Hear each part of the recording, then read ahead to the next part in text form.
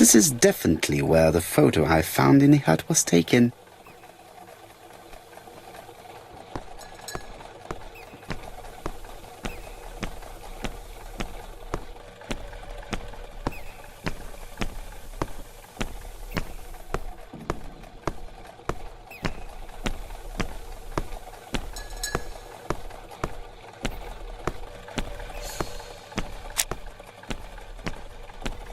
Hastings appears to be ill at ease. He appeared to be relatively indifferent to Mrs. Asher's murder, but a young woman's murder seems to be troubling him greatly. I fear that this case is far from being solved. Come on, Paul. Certes.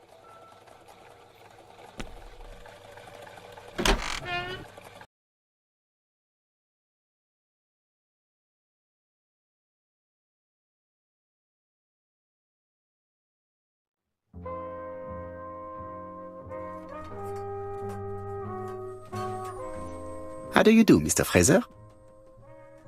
You're Erküll Pуаро. Mr. Hastings said you wanted to speak to me. Yes. I know that it may not be the right time, but I would like to ask you a few questions.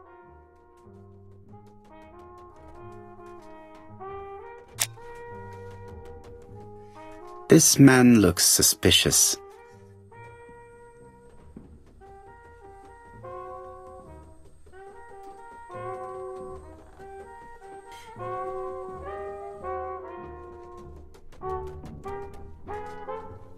Donald Fraser is in a terrible state, as if he hadn't slept all night. And he's drinking White Horse. Leave me alone.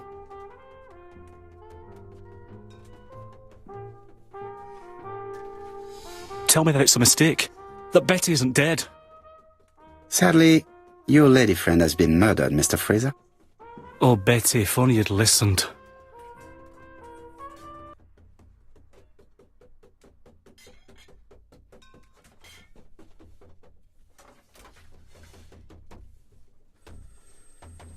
Did you visit Betty yesterday afternoon?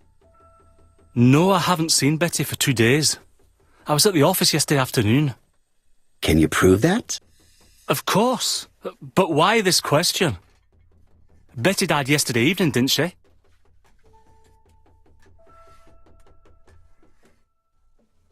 Yesterday, a guest came to the Ginger Cat alone and ordered a White Horse whiskey, and, by the look of it, you also appear to be fond of this brand. Yes, it's a good whiskey and not cheap. I only drink it on special occasions. Or tragic ones. I understand. Do you know what Betty's plans were yesterday evening? She said she was having dinner with her sister.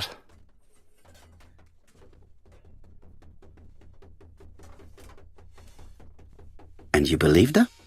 And why not, sir? She was my fiancée. That did not stop her from lying to you before. Betty was not a bad girl, but she did like to take advantage of her success with men. How dare you sully her memory?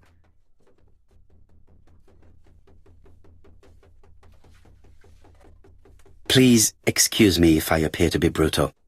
I understand that this is a difficult time for you. So you understand why I don't feel like talking, Mr. Poirot?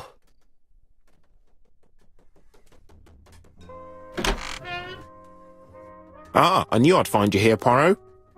I thought the victim's young man was here. Yes, he's all yours, Chief Inspector. Let us now try and get our brain cells to work.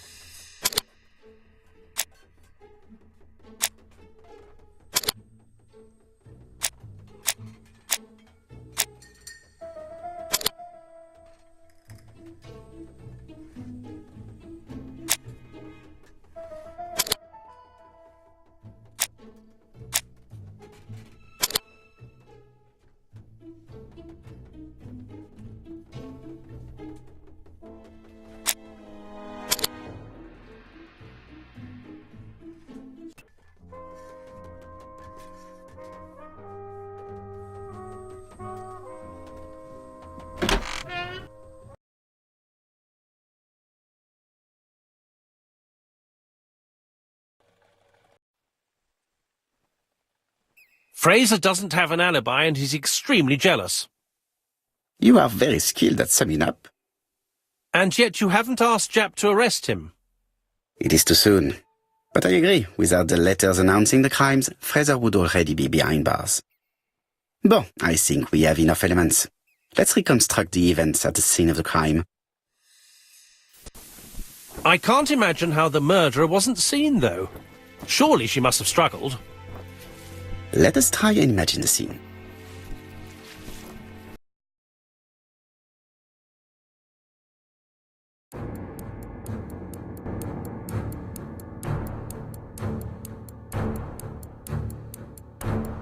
The killer and the victim are walking on the beach. Miss Betty has a bag, a belt around her waist, and carries her shoes in her hand. Both of them walk slowly to hut number 5.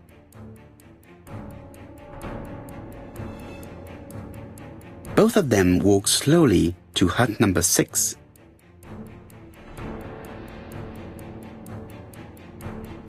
Miss Betty enters the hut. She leaves without her belongings.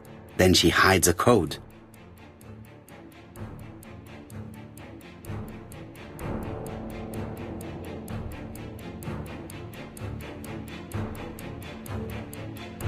They keep walking. Then she removes her belt. The murderer moves behind her and then attacks her by surprise.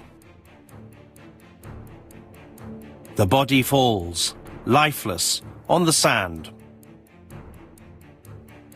Everything appears to match the crime scene, mon cher Hastings. That is exactly what happened.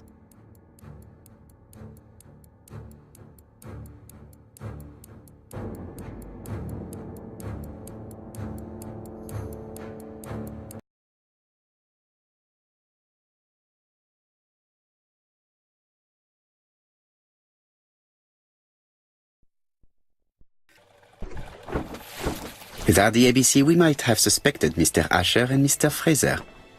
But by signing his crimes, the murderer is making sure he's accused. In a way, it is very generous of him. Generous? The murderer seduced Betty in order to lure her to the beach and kill her. Indeed, the young woman was certainly careless, but not stupid enough to follow a stranger. What are you planning to do, Poirot? Return to London, mon cher Hastings.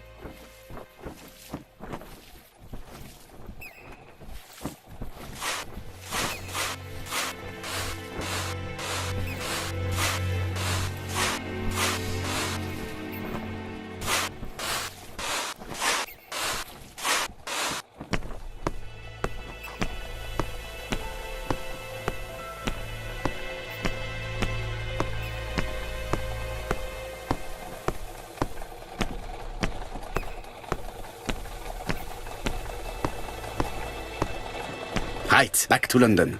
There is nothing more for us to do here. I'm coming, Poirot. According to the guide, the next train departs shortly. Right, back to London. There is nothing more for us to do here.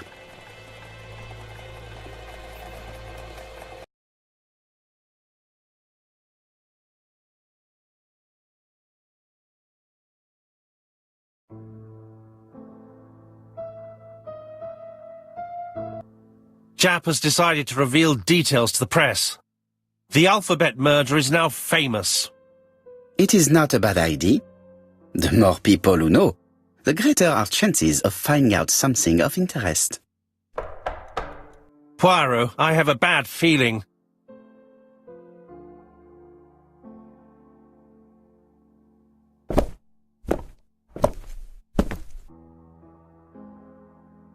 Poor Mr. Poirot, not so good at these little criminal matters as you thought yourself, are you?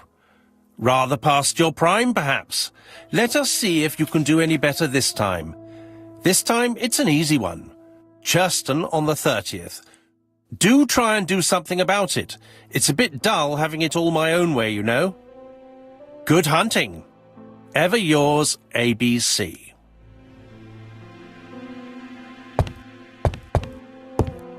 Good hunting. Did you hear that, Poirot? The murderer seems to be taking it all as a game, a challenge. He will strike on 30th in Churston. We must warn Scotland Yard. No time to lose. We must prepare our suitcases for Churston. Mon Dieu, it is already 10 o'clock. I will call Scotland Yard immediately.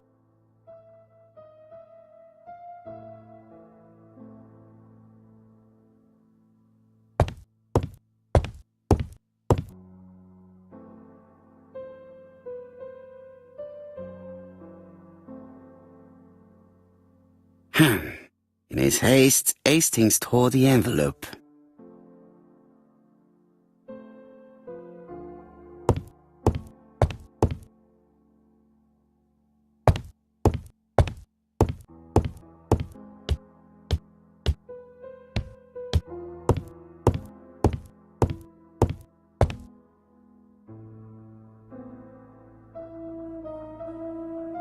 Daily Flicker, July 30, 1935. ABC affair, no progress. The alphabet murderer is still on the run. Ever since the police found the connection between the Bexhill and Andover affairs, the inquiry has barely progressed. In this issue, we are publishing provocative letters sent by the killer to Erkül Pуаро. Unfortunately, they have not yet helped to find him. Daily Flicker, July the 26th, 1935. The Bexhill Horror. Young maid strangled on the beach. Killer struck at midnight.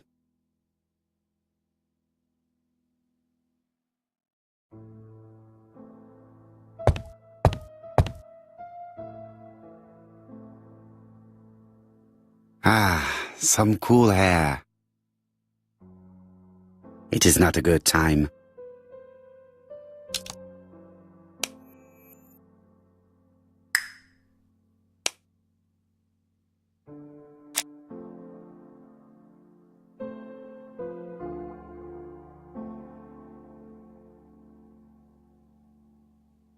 It is not a good time.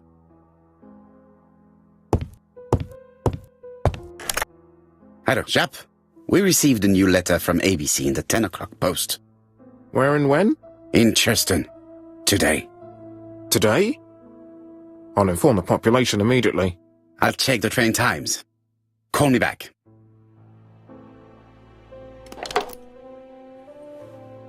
It is not a good time.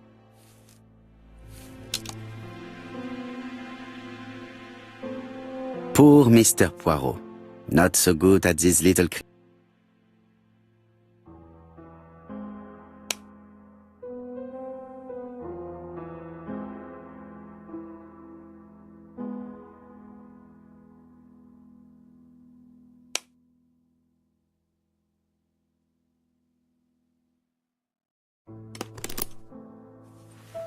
It is not a good...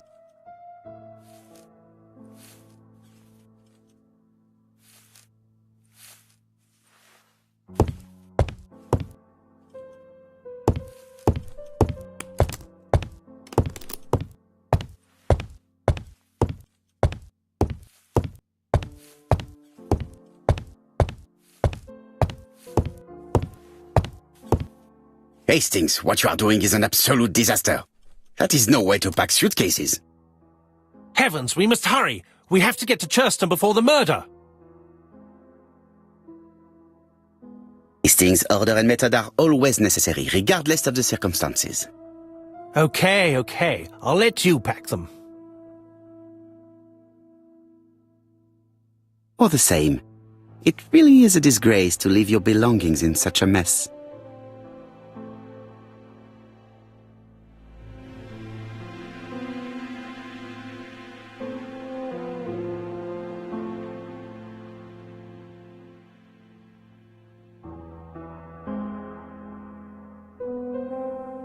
Voila! It only took a minute. Poirot, you were right. I've just consulted the ABC guide. There's no hurry. The next train doesn't leave till 11:45. You see, there is no need to hurry. We will not be in Churston until tomorrow morning. After the murder. But why has the murderer warned us so late? It's not what he usually does. Did he do it on purpose? Very good question, Hastings. We should also compare the letter we have just received with the other two, although I have very little doubt about what we will find.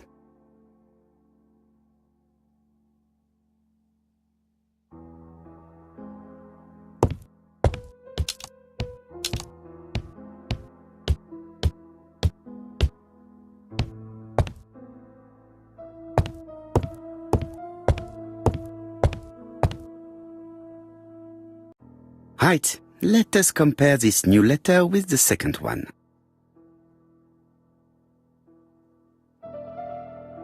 Let us examine this more closely.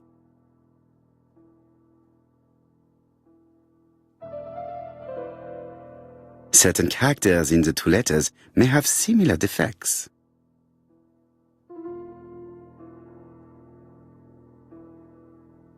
Let us examine the characters in this word.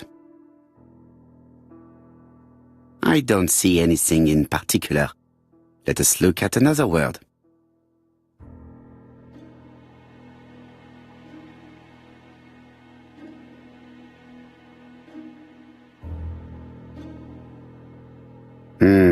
The W. Right. Let us compare this with the other letter.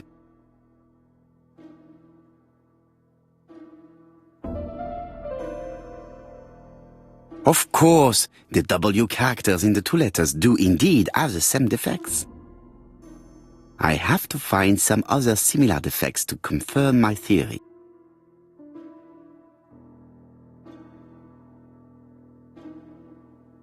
Yes, this I is weird.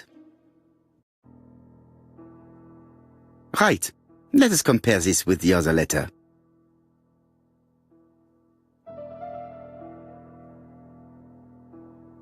Yes, the I characters in the two letters do indeed have the same defects.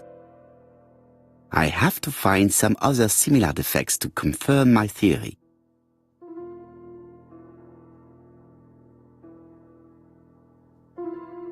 Yes, the A appears to be quite unusual.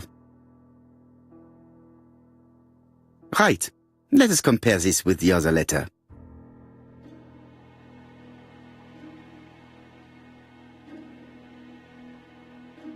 That's right. The A characters in the two letters do indeed have the same defects. My theory was right. These two letters were written with the same typewriter. Let us now try and get our brain cells to work.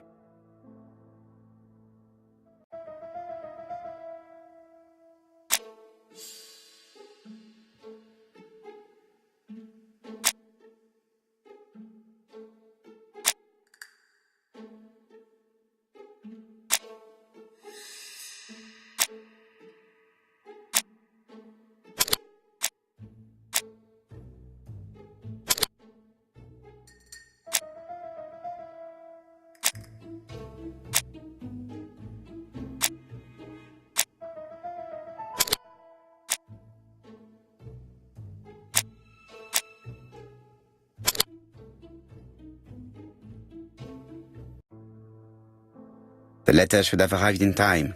The postmark shows that it was sent 3 days ago.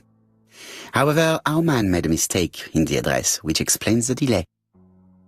All the same, the post office took their time correcting the error. Come on, Poirot. Your address is not quite as well known as that of Scotland Yard. Poirot, the telephone. It must be Jap.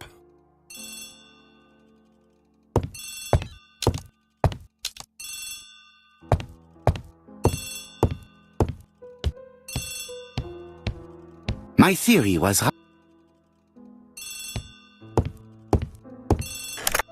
I have some news from Churchton. Bad news, I'm afraid.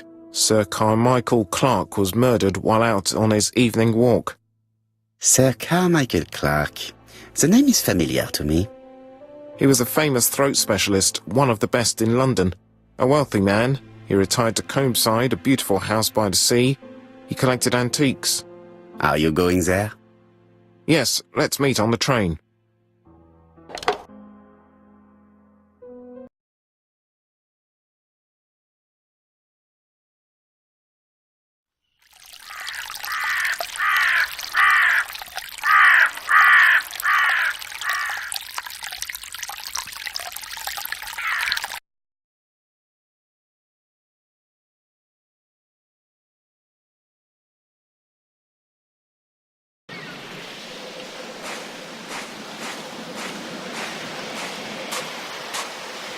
The victim is called Sir Carmichael Clark, one of the best throat specialists in London.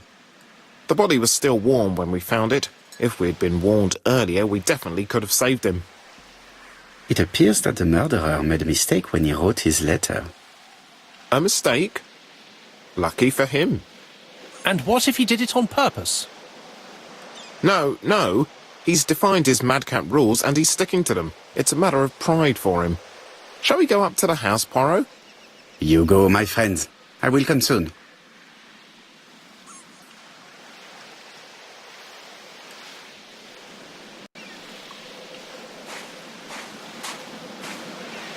The body is just in front of a bush. One of the only bushes in the surrounding area.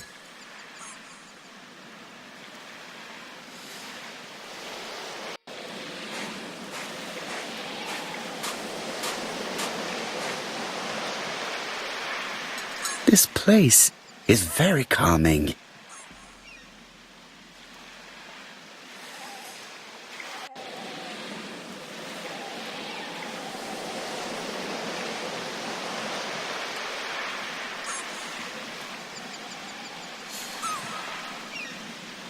The site is exceptional. It is easy to imagine that Sir Carmichael used to enjoy stopping here every evening.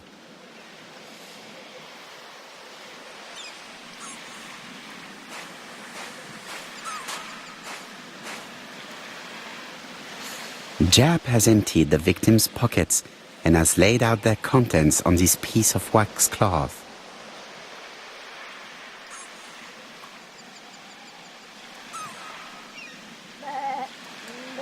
A signet ring, very probably with the Clark family's coat of arms.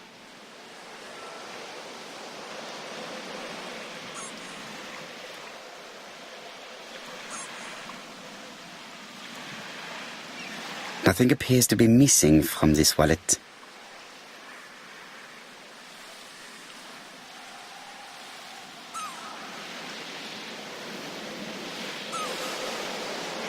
An oriental dragon. It's an old piece, much older than the pocket watch on which it was fastened.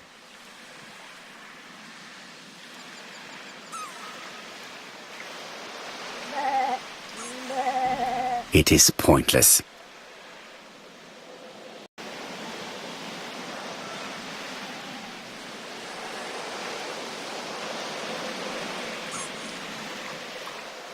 Apart from the wound to the throat, the body is untouched. No cuts, no bruises. Apart from the wound to the throat, Sir Carmichael's throat was cut. It's a clean incision, a professional murder.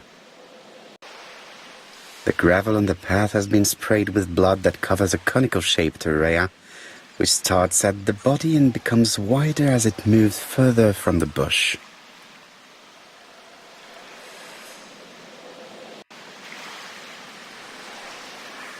An ABC guide, the murderer's customary signature, covered in blood this time.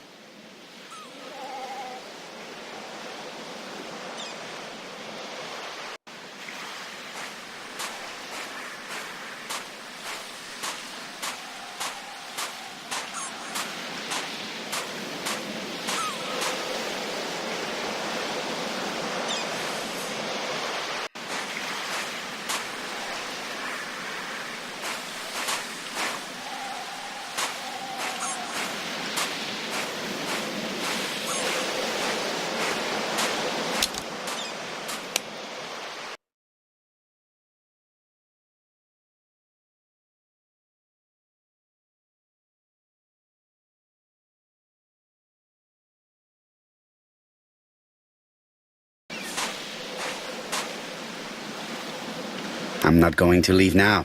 I still have some clues to find.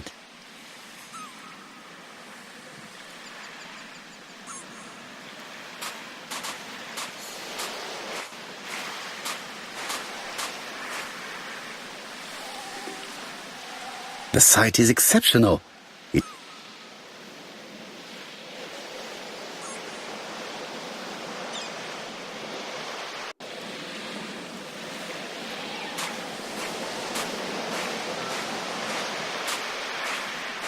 The vegetation behind the bush has been trampled. Let us now try and get our brain cells to work.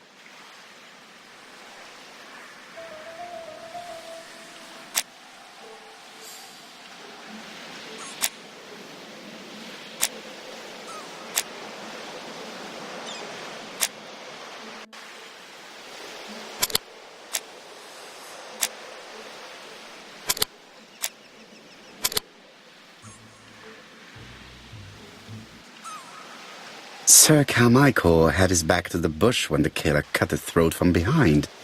A fatal blow that sprayed blood over a range of more than 1 meter. Let us now try and get our brain cells to work.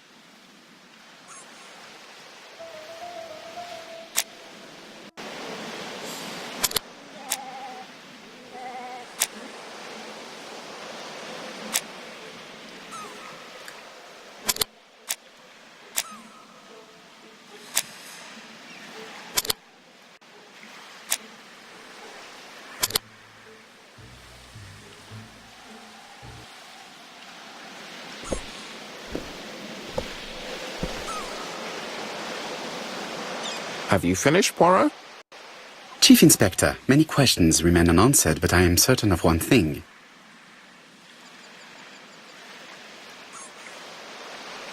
The killer has prepared his crime very carefully. Quite right. He must have known Sir Carmichael's movements well to plan such an attack. The murderer struck with terrible savagery. Yes, blood flowed. It's the first time he's attacked a man. He armed himself accordingly. Have you spoken to the victim's family, Chief Inspector? I've spoken to the brother, Franklin Clark. I didn't get much out of him. He's yours. I must get the body removed.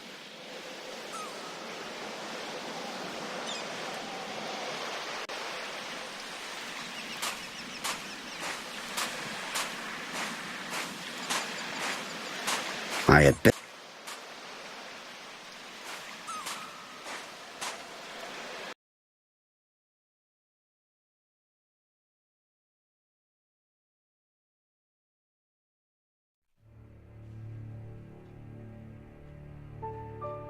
To be honest, this inspector seems rather obtuse. I'm counting on your friend Poirot to catch my brother's murderer. Ah, here he is now. Please, Mr. Poirot. Mr. Poirot, this is my brother's secretary, Miss Thora Gray. Pleased to meet you, Mr. Poirot. Would you like some tea? No, thank you, mademoiselle. I find it hard to digest.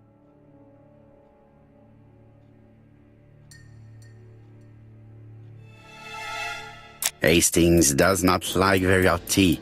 He's going to blow on his cup for a good while before drinking.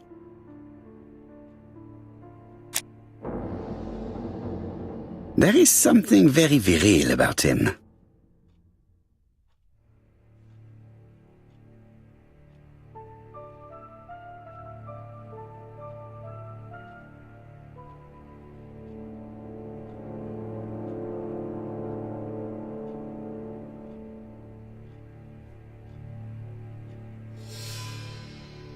There is something very viril about him.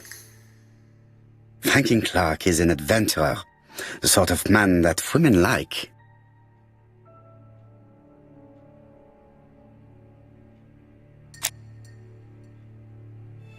There is something elegant about her.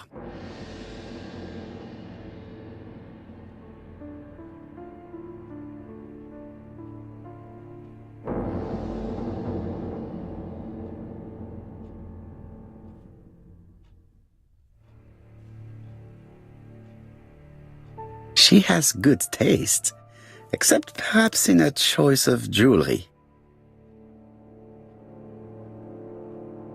Please excuse me, I have to take care of Lady Clark.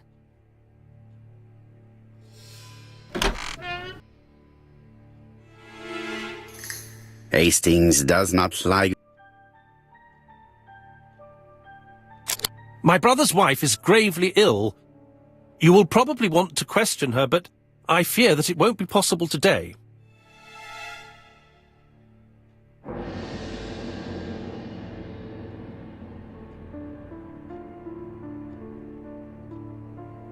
Of course, I understand. Someone set a trap for your brother.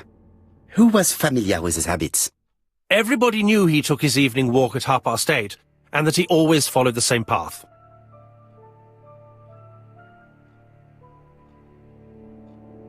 And did people of the village know Sir Carmichael's habits? I don't know. It's possible. What were you doing last night? After dinner, I went to my bedroom.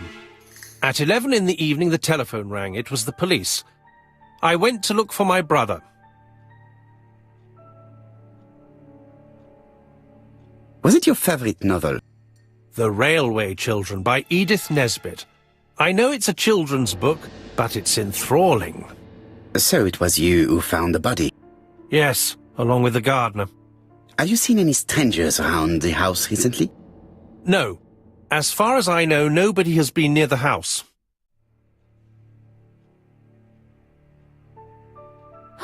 Miss Clark.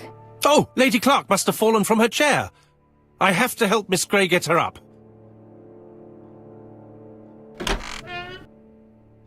Hastings, while our host is gone, let's examine the drawing room. But, Poirot, a gentleman shouldn't... I take full responsibility. All you have to do is to leave the drawing room door ajar and let me know if anyone is coming.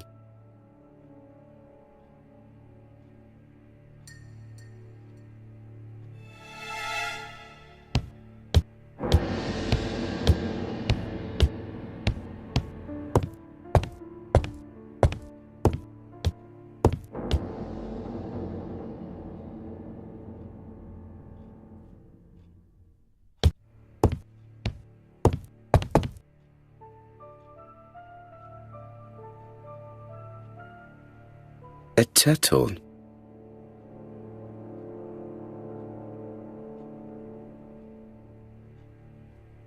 Dragon, dragon, dragon. Sir Carmichael showed himself to be very consistent in his collection's theme. A dragon.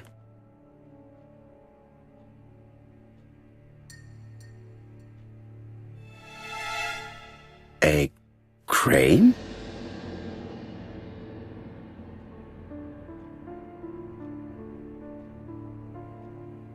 A tiger.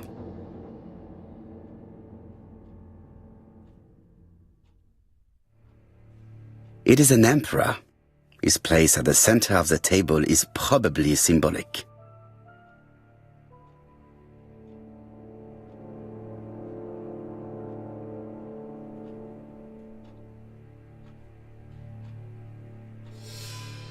Comside's private collection, purchases since 1920. The catalogue for Sir Carmichael Clark's collection.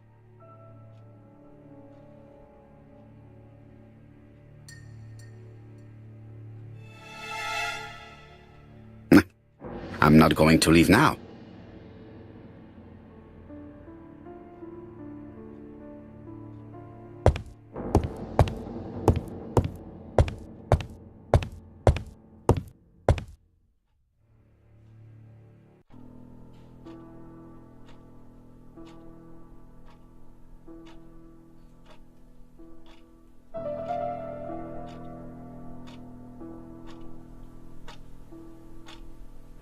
It is blocked.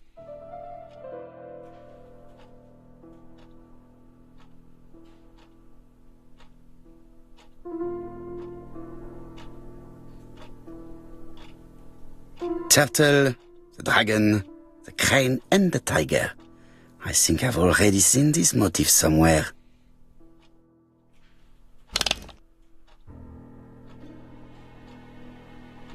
The cardinal points. This book could maybe help me. Each cardinal point is associated with one animal and one color. In the middle sits the imperial dragon, and out of respect, all the others are turned towards him.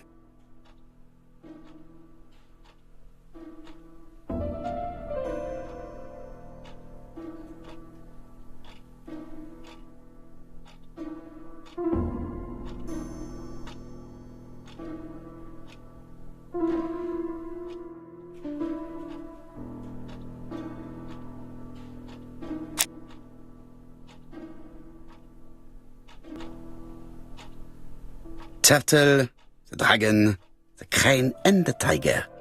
I think I've already seen this motif somewhere.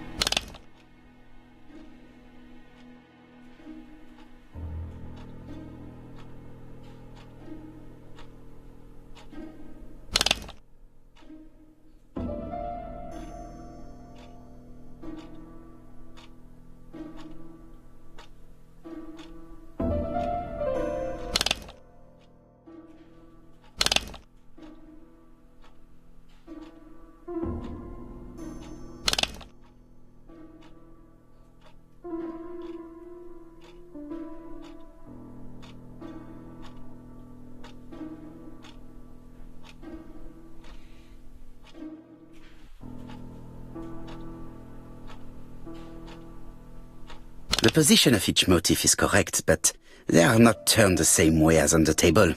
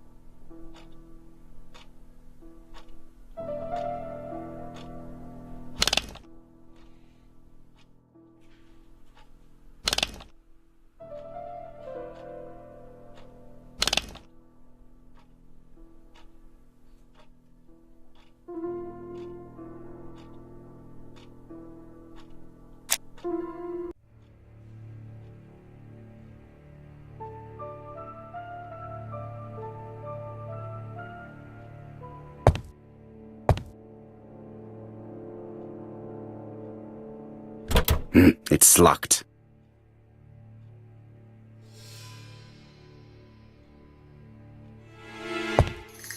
Sir Carmichael's collection could rival that of a major museum.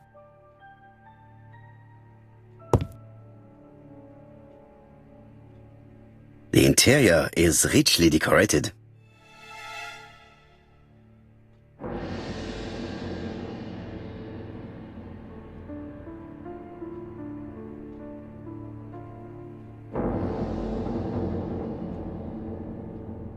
Dragon, dragon, dragon. Sir Carmichael showed himself to be very consistent in his collection's theme.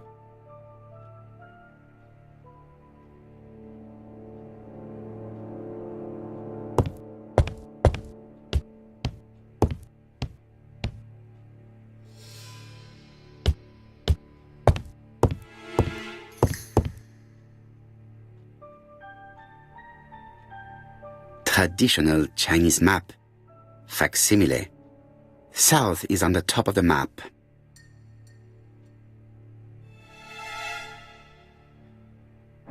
There are some very valuable objects here.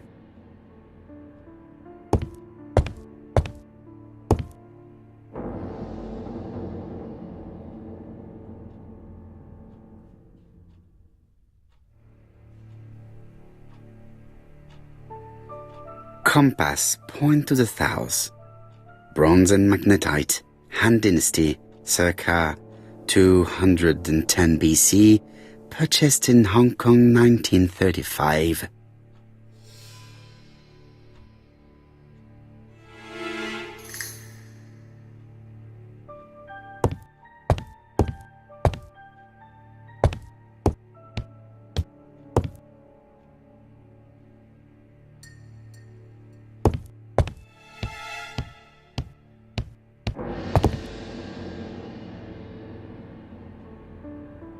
It is an emperor.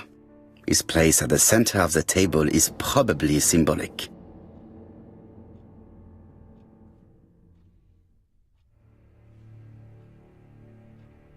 A turtle.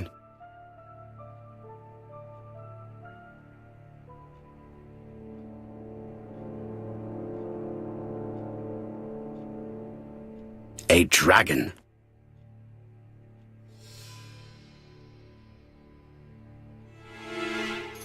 A crane?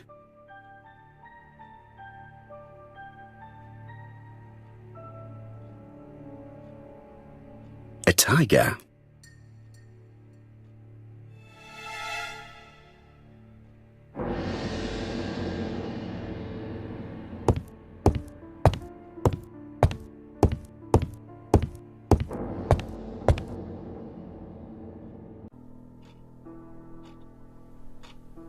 Turtle, the dragon, the crane and the tiger. I think I've already seen this motif somewhere.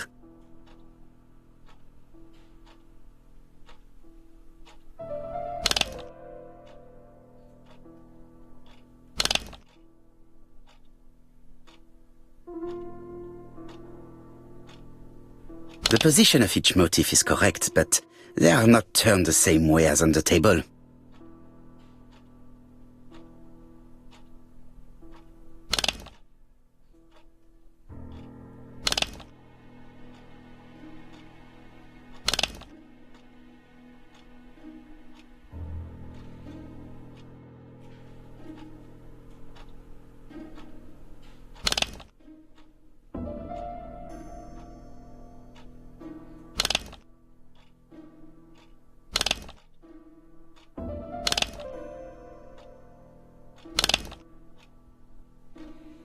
The cardinal points. This book could maybe help me. Each cardinal point is associated with one animal and one color. In the middle sits the imperial dragon, and out of respect, all the others are turned towards him.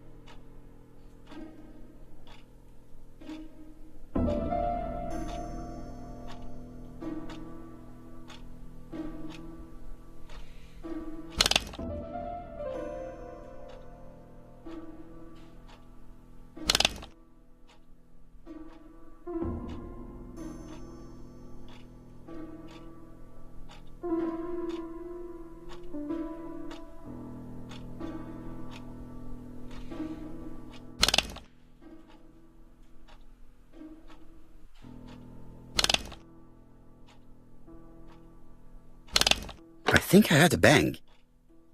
Could it be this cupboard? This is interesting.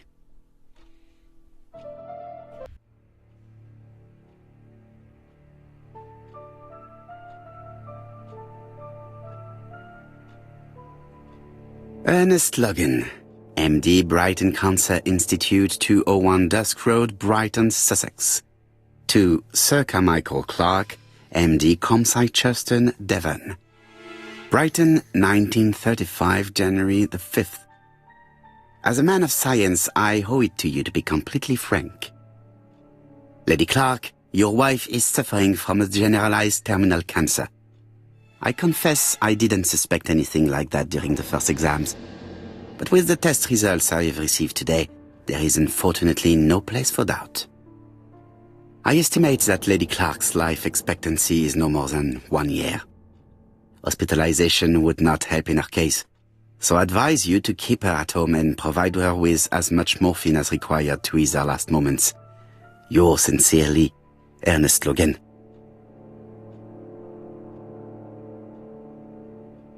These daggers are only ceremonial weapons. I do not think that the crime weapon is here.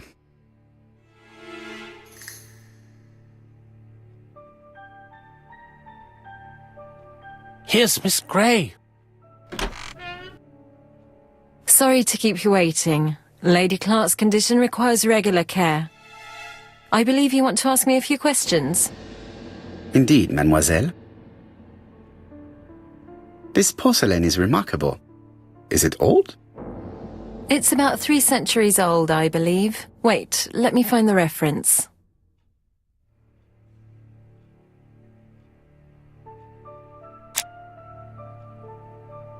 She appears to be very flustered.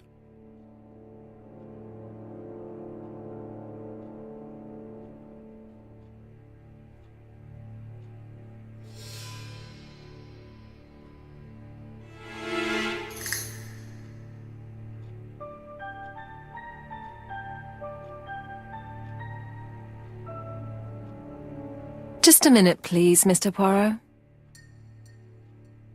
She's unable to hide her emotion, and her makeup has been disturbed.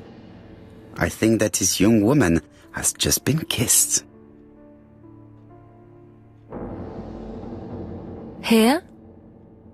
Teapot with black dragon, Gangshi period, end of the 17th century. It is a rare piece with unusual colours. You have a good knowledge of art history. Acquired while working with Sir Carmichael. I used to help him manage his collection and choose his new acquisitions.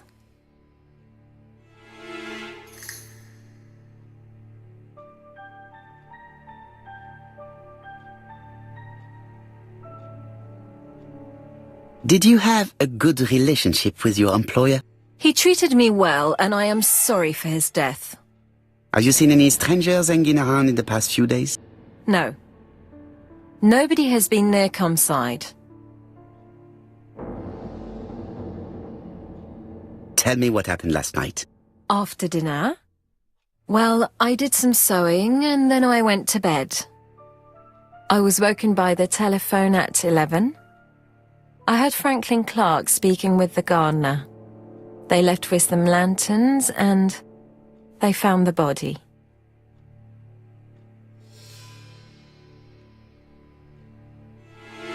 Why do you hate Franklin Clark? But why would I hate him?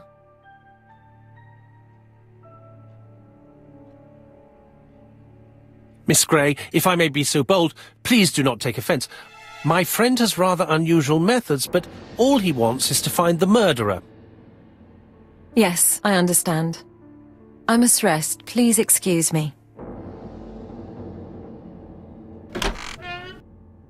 Earlier, you asked me to watch the living room door for you. I don't wish to be indiscreet, but sometimes a gentleman stumbles upon a secret without intending to. That is sometimes the case. And I saw Franklin Clark kissing Miss Gray at the foot of the stairs. Do you think this is a common occurrence? No, I saw emotion, intensity. I think it was their first kiss. Well done, mon ami. Well spotted. However, I don't think I completely understand this business. Why did Sir Carmichael not defend himself? He appeared to have been active and strong. The murderer did not give him a chance. Let us try and reconstruct the scene.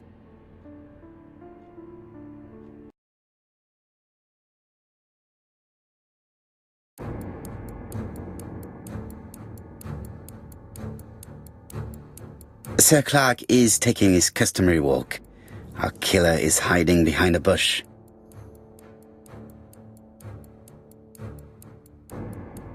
The old man walks quietly along the gravel path.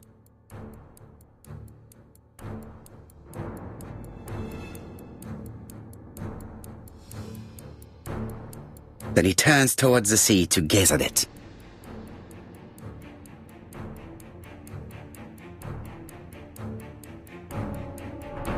The killer leaves his hiding place on the right-hand side.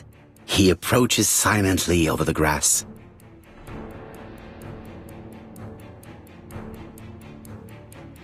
Then he throws himself on his prey and cuts the poor man's throat. He then lays down the ABC before leaving. Everything appears to match the crime scene, mon cher Hastings. That is exactly what happened.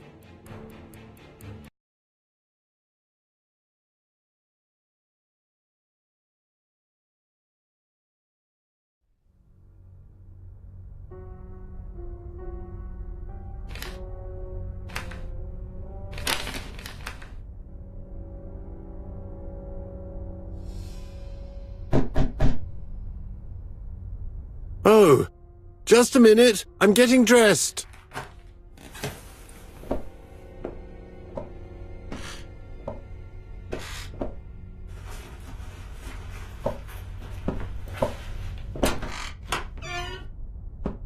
Mr. Kirst, have you recently returned from Churston? Yes. Indeed I have. Have you seen the papers? And to think that you might have rubbed shoulders with the killer. Imagine that. Mr. Kirst, are you all right? You don't seem well. My apologies. My throat is burning and my head feels heavy. It's ever since the war, you know. Since my injury, my head has never been the same.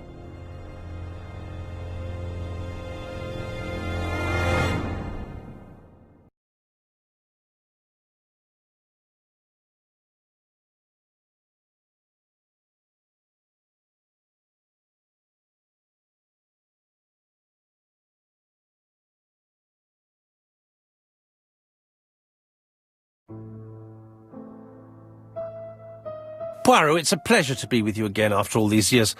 I looked for a gift to thank you, and I found this propelling pencil. An authentic collector's item. You spoil me, mon ami. And you more so by sharing investigations. Do not underestimate the help you are to me, Hastings. Intellect is not everything. There is also goodwill, and you are not short of that. Later, I will ask you to help me tidy up the room and bring some chairs. Our guest will be here soon. Ah, is Thora Grey coming? Naturally. She is a fascinating young woman, n'est-ce pas? Oh, come on, Poirot. I'm a married man. And Miss Grey has already been courted by Franklin Clark. Poirot, our guests will be here soon. We must prepare ourselves.